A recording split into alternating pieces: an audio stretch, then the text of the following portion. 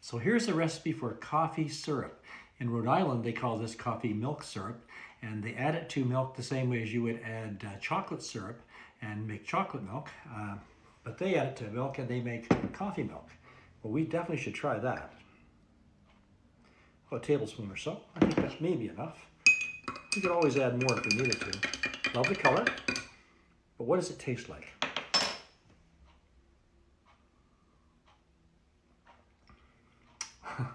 Tastes like coffee. That's amazing.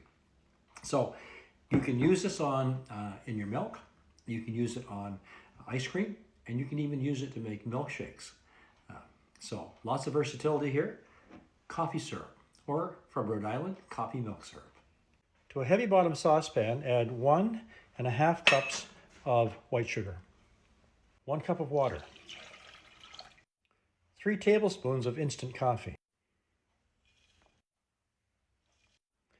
Stir everything together. We'll set our burner on high and we'll bring this to a boil. You really need to keep a careful eye on this from this point. The minute this starts to boil, it's going to want to foam up. Normally, you'll have to take it off the heat just for a moment to let it settle down.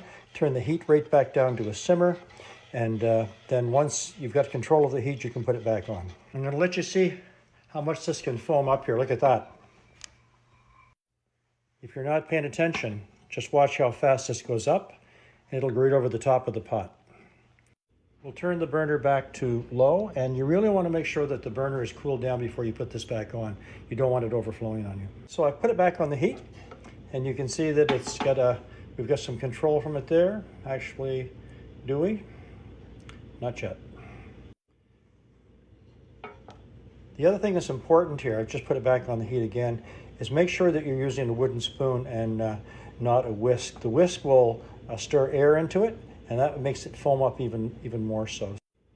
Okay, now that we've got it just simmering, we're going to set a timer for 10 minutes.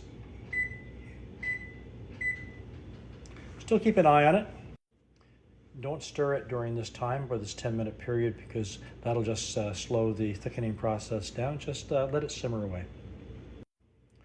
Just so you know it can happen, it foamed up again. I'll just leave it there for a second. You can see. So you still have to keep an eye on it for the full 10 minutes. So this was at the 7-minute mark that this happened when it started foaming again. I turned the heat back down even more, and it's under control again. Okay, it's been cooking down for 10 minutes. Let's remove it from the heat. The next stage is skimming the foam off the top. You don't absolutely have to do this, but it'll give you a much nicer looking product.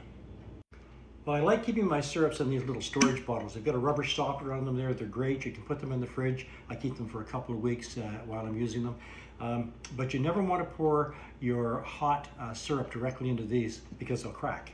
Instead, what I do is I pour it into a heat-proof, and I use a measuring cup because it's got a little spout on it there. And once it's cooled down, I can just pour it over. So we'll pour our syrup over into this heat-proof measuring cup, and we'll let it cool down.